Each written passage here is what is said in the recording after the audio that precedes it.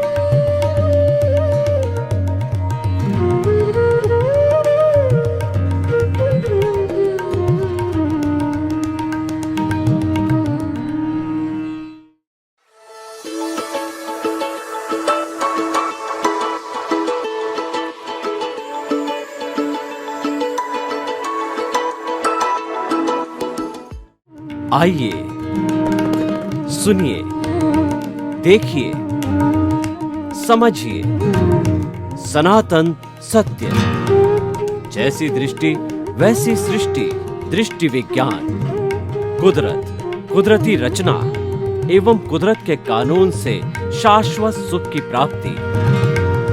जोधपुर के परम पूज्य महात्मा उपासक प्रोफेसर डॉक्टर सोहन राज तातेड़ के निर्देशन में सनातन सत्य, जैसी दृष्टि वैसी सृष्टि, दृष्टि विज्ञान।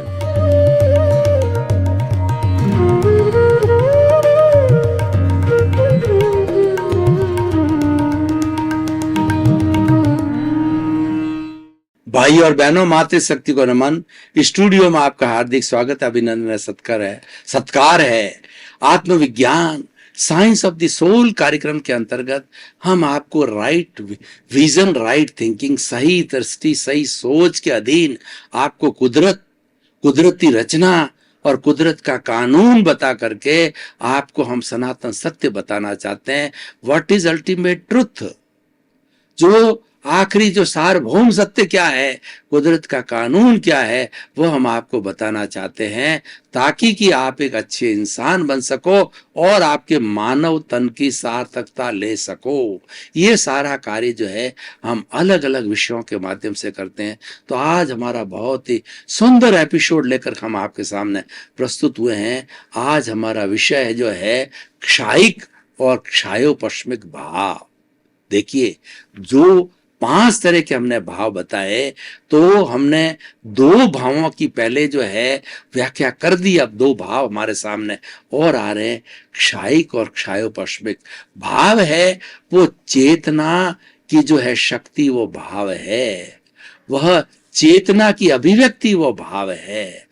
और ये भाव जो है हम प्रज्ञा के माध्यम से करते हैं, हम प्रतिष्ठित आत्मा के माध्यम में करते हैं।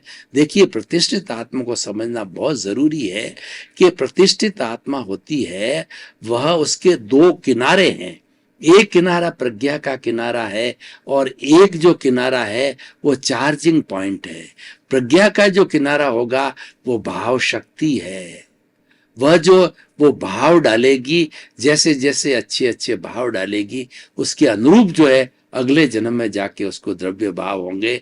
और दूसरा जो पक्ष है, प्रज्ञा जो है, वो मोक्ष की तरफ ले जाने वाली है, क्योंकि वो आत्मा की प्रतिनिधि, वो कभी गलत काम नहीं कराती है।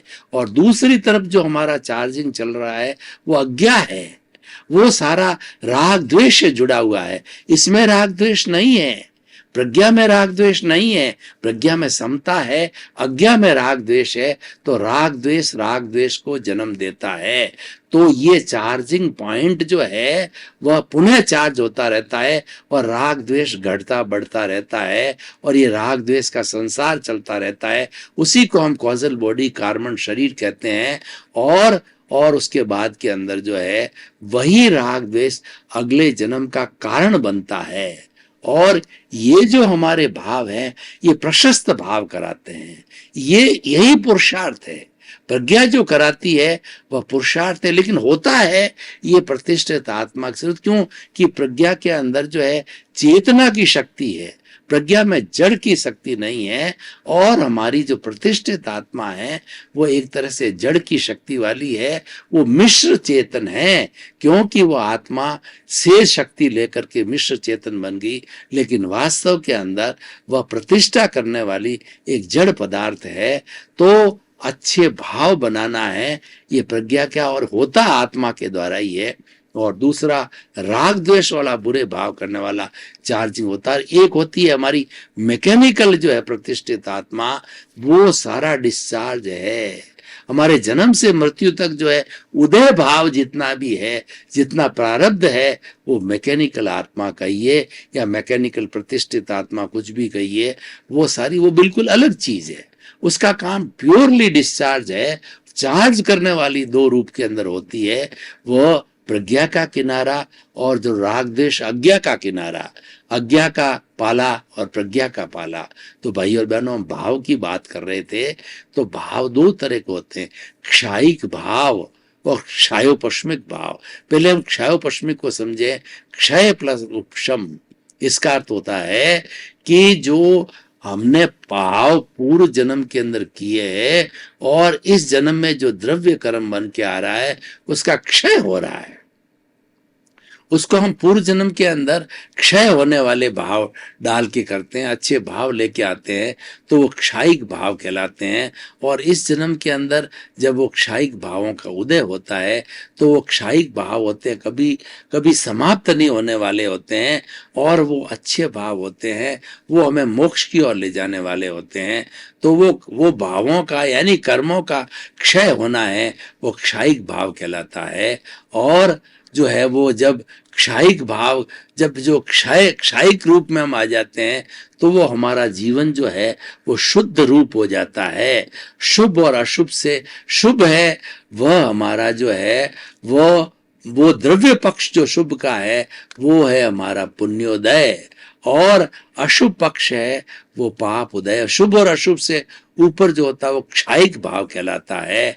और क्षायिक भाव के अंदर हमारी शुद्धता, वो शुद्ध भाव होते हैं, और शुद्ध भाव की अवस्था में वो आत्मा की शुद्धि करते हैं। नहीं, कर्मों का क्षायिक भाव के अंदर कर्मों का झरण है वो फास्ट स्पीड से होता है। और क्षायिक भाव जो होते हैं वो कब आते हैं, वो हमारा जो 12वां गुण स्थान है वीत राग, आत्मा के अंदर से राग द्वेष समाप्त हो जाता है और क्षीण मोह वाला गुण स्थान 12वां आता है। तो उस गुण स्थान की प्राप्ति के बाद से क्षायिक भाव आते हैं, और क्षायिक भाव होते ही 13वें गुण स्थान के अंदर वो केवली हो जाता, केवली के सारे क्षायिक भाग होते हैं। और वो जो है वो क्षायिक भाव होते हैं, जो शुद्ध भाव होते हैं, जो आत्मा का उत्थान करने वाले होते हैं, और अशुभ भाव वहां पर नहीं रहते हैं, वो क्षायिक भाव कहलाता है। और दूसरा उपसम का अर्थ होता है कि जो कर्म हमने पूर्व जन्म के अंदर अर्जन कर दिए हैं वो और उपसम के भाव किए हुए थे, वो उपसमिक भाव होता है, वो आत्मा के ऊपर चिपका रहता है, जैसे कि अंगारे के ऊपर राख आई होती है, यानी वो संचय कर्म कहलाते हैं। वो हमारे आत्मा के भीतर अभी उदय में नहीं आए, वो जो संचय कर्म कहलाते हैं, संचित कर्म गीता की भाषा में, गीता 3 तरह के कर्म कहती है, संचित कर्म, प्रारब्ध कर्म और क्रियमाण कर्म। क्रियमाण का मतलब है हम नेक्स्ट बर्थ के लिए चार्जिंग करते हैं, और संचित का मतलब उपशम है, आत्मा के ऊपर पड़ा है, अभी उदय नहीं आता है।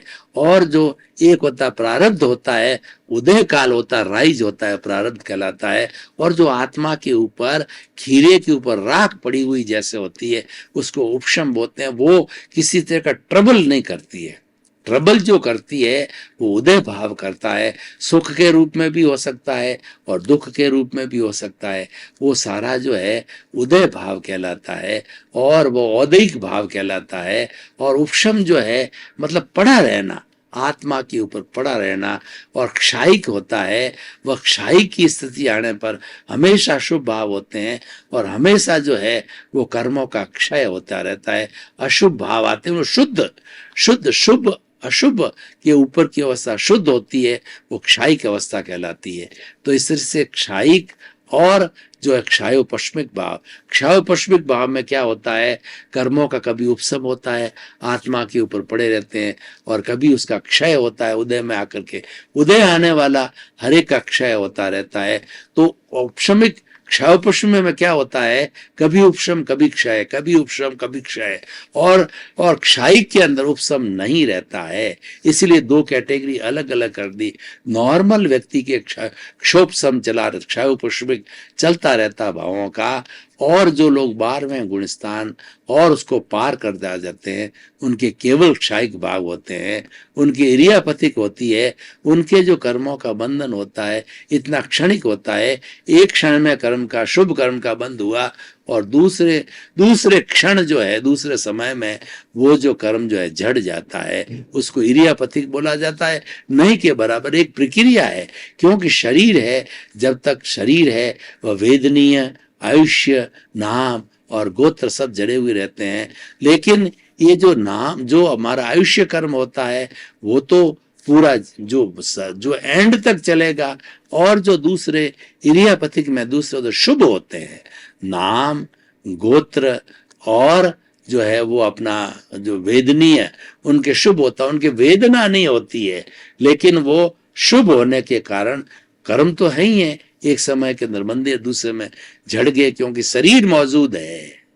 केवली के भी शरीर होता है, और क्षीण मोह वाले के जो है वीतराग के भी शरीर होता है। शरीर होता है तो शरीर से जुड़े हुए कर्म जरूर होता है। जब ये जो हमारा आयुष्य समाप्त हो जाता है, आयुष्य समाप्त होते ही जो है ये कर्म सब समाप्त हो जाते हैं, और अ उ री ली ये रहते रहते हम जो है मन का, वचन का, काया का व्युत्सर्ग करते हैं। सबसे पहले जो है वो मन का व्युत्सर्ग होता है, फिर वचन का व्युत्सर्ग होता है, और फिर काया का व्युत्सर्ग होते ही हमारा आयुष्य समाप्त हो जाता है, और समाप्त होते ही हम सिद्ध, बुद्ध और मुक्त हो जाते हैं, क्योंकि कार्बन शरीर समाप्त हो गया, मन समाप्त हो गया। तो संपूर्ण रूप से मन से अमन होने की वो शैलेसी अवस्था 14वां गुणस्थान होता है, और वही जो है जैन दर्शन की भाषा में ईश्वर कहलाता है। उसी को ईश्वर का प्योर, बिल्कुल 24 कैरेट का सोना और प्योर आत्मा होती है, वो अशरीरी हो जाती है, वो निश्चित रूप से मोक्ष में जाती है, शिव शिला में विराजमान हो जाती है। तो भाई और बहनों, ये क्षायिक और क्षायोपस्मिक भाव नॉर्मल हर व्यक्ति में होता है, और जो है क्षायिक भाव जो है 12वें गुणस्थान के बाद होता है, शुभ होता है। तो अब प्रश्न ये है, इन भावों के बारे में इतनी गहरी जानकारी करके मनुष्य को हासिल क्या होगा, समाज को क्या हासिल होगा? तो इस कारण हम इस एपिसोड को आज कसौटी पर कसते हैं। तो हम ये बताना चाहते हैं कि ये बिल्कुल सार गर्भित विषय है, और ये फायदा ही देने वाला है, इसमें नुकसान 1% भी नहीं है, कोई इसका साइड इफेक्ट नहीं है। कैसे नहीं है? कि व्यक्ति को ये ज्ञान हो जाएगा कि ये क्षायोपस्मिक भाव चल रहा है, मतलब ये है कि वह उदय भी हो रहा है और उपशम भी हो रहा है, तो वो व्यक्ति ज्ञानी बनने लग जाएगा धीरे धीरे। इन सब भावों के बारे में गहरी जानकारी करके ये जीव हमारा ज्ञानी बन जाता है, क्योंकि ये प्योर ज्ञान की अवस्था होती है, और क्षायिक अवस्था तो एकदम शुद्ध अवस्था होती है, और क्षायोपस्मिक होती है, वो शुभ और अशुभ दोनों होती है, क्योंकि उपशम उसके साथ में, आत्मा के साथ में ये पड़ा हुआ कर्म है, और क्षय हो जाए वो झरण हो रहा है, वो उसका कर्म है। तो भाई और बहनों, ये बहुत ही सुंदर जो है ना एपिसोड है, वो हम लोगों के सामने रख रहे हैं, और इस पे रखने से जो है व्यक्ति को बहुत बड़ा फायदा होगा। जब व्यक्ति जो है सारी ये रचना समझने लग जाएगा, कुदरती रचना और कुदरत का कानून समझने लग जाएगा, तो धीरे धीरे वो मोक्ष की दिशा में प्रयाण करता रहेगा, और एक दिन जो है सिद्ध बुद्ध और मुक्त बन जाएगा। तो हमारे क्षायिक और क्षायोपस्मिक भावों की जानकारी हमने की, ये जानकारी बहुत उपयोगी है, और ये सारा जो है वो हमारी आत्मा से जुड़े हुए हैं। देखिए, जो कार्बन शरीर होता है वो जन्म जन्मांतर का जो है चिट्ठा होता है, जो कि आत्मा अपने साथ लेके जाती है। आत्मा किस तरीके से एक शरीर को छोड़ती से जुड़ा हुआ जो विषय मैं आपको उदाहरण देना चाहता हूँ, कि आत्मा जो हमारी मूल आत्मा जो भीतर बैठी, जिसको हम प्रभु कहते हैं, और उससे प्रार्थना करते हैं कि मुझे हमको शक्ति दो, हम आपके साथ में अभेदाकार हो जावें, तन्मयाकार हो जावें, यानी हम जड़ का चिंतन न करके मात्र आपका चिंतन करें। हम ये सोचते रहे, आत्मा के द्वारा आत्मा हम सोचते रहे कि जो है ये तो अनंत ज्ञान वाला है, ये अनंत दर्शन वाला है, ये अनंत शक्ति वाला है, और अनंत सुख का धाम है। ये आत्मा ने आत्मा के द्वारा उसकी प्रतिष्ठा की, क्योंकि ये अनुभव गम्य चीज होती है। जो हमारा जितना जितना ज्ञान है वो अनुभव गम्य है, और अनुभव जो है ज्ञानी पुरुष कराते हैं। ज्ञानी जो होते हैं वो हमारे पे बड़ा उपकार करके हमको ज्ञान देते हैं। तो ज्ञान देने से हमें को क्या प्राप्ति होती है? हमारे को 100% प्रीति करा देते हैं। आप 12 बजे रात को उठा के कोई बात करो तो ज्ञानी दिया हुआ उपकार, ज्ञानी की कृपा जो है ये जो हमारे पे बरसी वो बताती रहती है, तुम तो शुद्ध आत्मा हो। जो भीतर बैठी मूल आत्मा है वो तुम्हारी शुद्ध आत्मा है, वो परमात्मा का स्वरूप है वो तुम। लेकिन और उसका लक्षण क्या है? कि तुम ज्ञाता हो, तुम दृष्टा हो, और उसी आत्मा के द्वारा जो है हमारे को ये ज्ञान और प्रतिष्ठा होती रहती है। वो प्रतिष्ठित आत्मा वही करवाती है, और वो जो है हमें उपशमिक और क्षायिक जो है कर्मों के रूप के अंदर बात, क्षायिक और क्षायोपस्मिक कर्मों की बात जो है वो बताती रहती है कि कर्मों का जो क्षय भी होता है और उपशम भी होता है और उदय भाव भी होता है। ये सारा जो है कर्मों के अधीन होता है।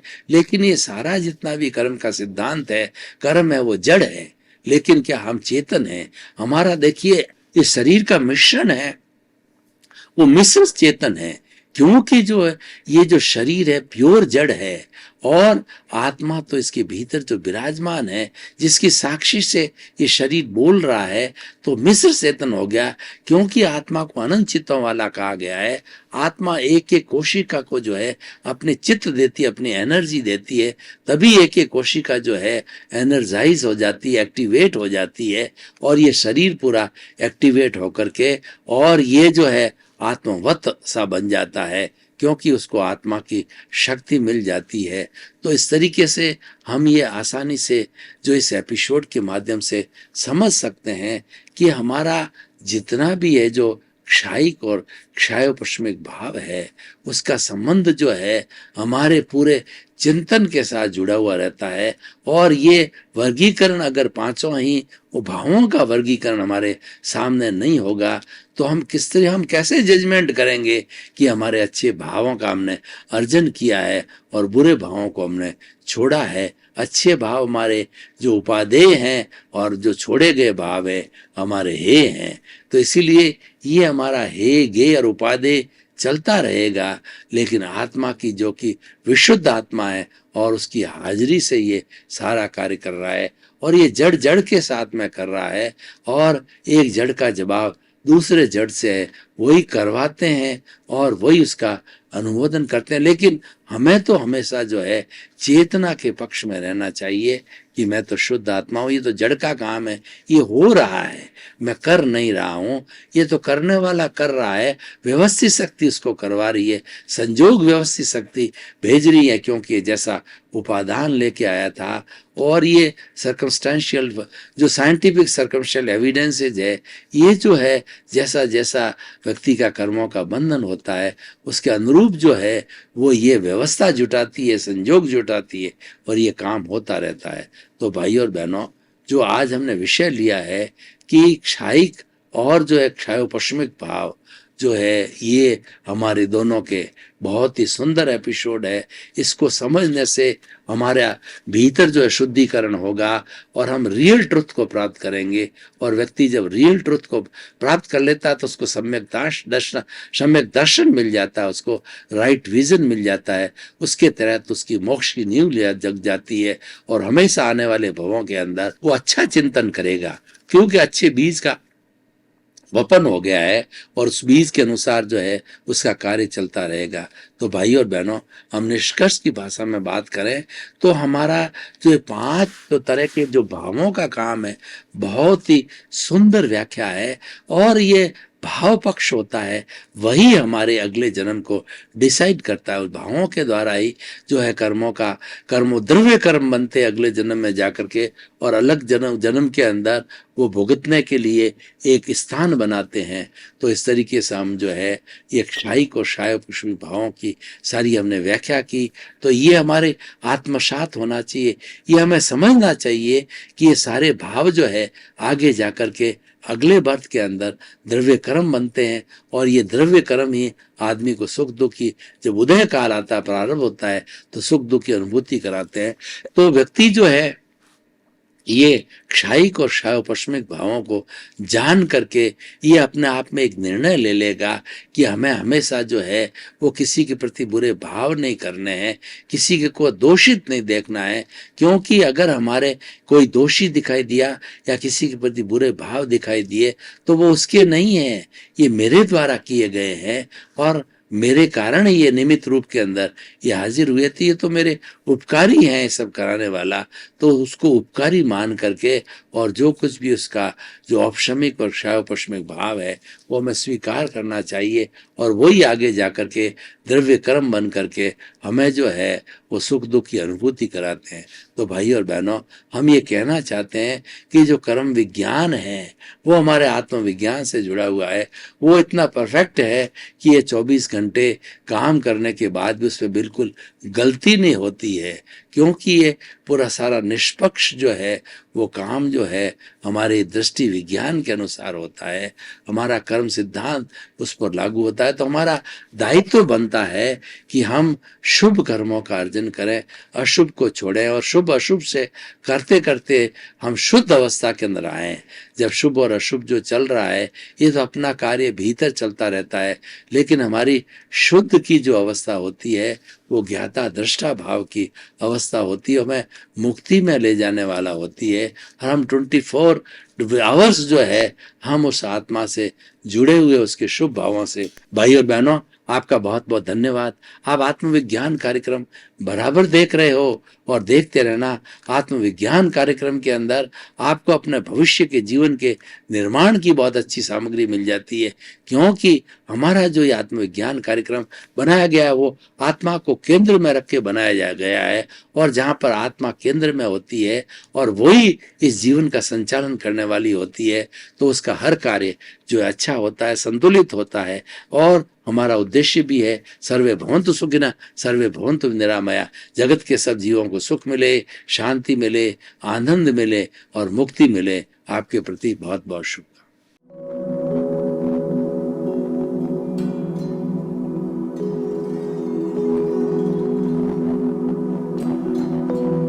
एक ऐसा अंतर्राष्ट्रीय ख्याति प्राप्त मानव जो गुरु प्रेरणा से पिछले 20 वर्षों से वानप्रस्थ जीवन जीते हुए 24 घंटे मानवता की सेवा में संलग्न है। एक ऐसा मानव जो अभी राष्ट्रीय, अंतर्राष्ट्रीय टीवी चैनलों पर 7,500 एपिसोड के माध्यम से सनातन सत्य, आत्मविज्ञान एवं पुनरुत्थान, व्यवहार एवं निश्चय जगत के जीवनोपयोगी विषयों पर हृदय स्पर्शी प्रवचन कर चुका है। उस मानव का नाम है महात्मा उपासक प्रोफेसर डॉक्टर सोहन राज तातेड़।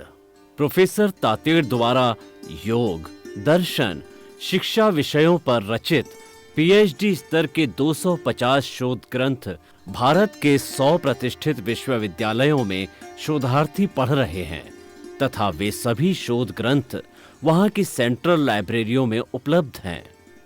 महात्मा सोहन राज ने अभी तक हजारों स्कूलों, कॉलेजों, विश्वविद्यालयों एवं संस्थाओं में सेमिनार, वर्कशॉप, कैंप लगाकर लाखों विद्यार्थियों को योग, दर्शन, शिक्षा का प्रशिक्षण देकर उन्हें सुसंस्कारित किया।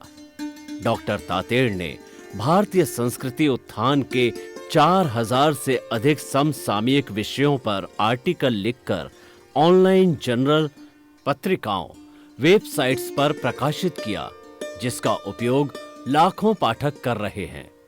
उपासक तातेड़ के 5000 से अधिक आज का सुविचार, आज का शुभ संदेश, आज का मंगल भावना योग आदि चिंतन websites, Twitter, blogger, Facebook, YouTube माध्यमों से लाखों लोग अपना जीवन निर्माण कर रहे हैं।